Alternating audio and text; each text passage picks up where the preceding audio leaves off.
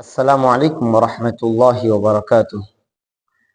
بھینس کی قربانی کا حکم کہ بھینس کی قربانی کرنا کیسا ہے۔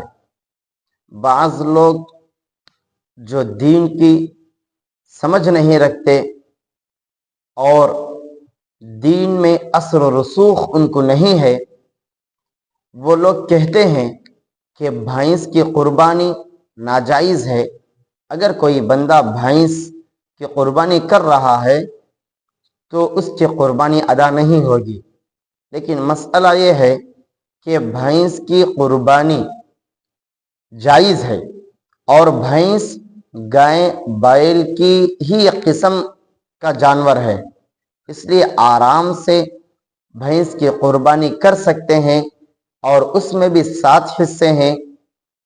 قربانی کرنے سے قربانی ادا ہو جائے گی۔ شرط یہ ہے کہ کوئی ایسا عیب نہ ہو جس کی وجہ سے قربانی نہ ہوتی ہو اور 2 سال مکمل ہو گئے ہو۔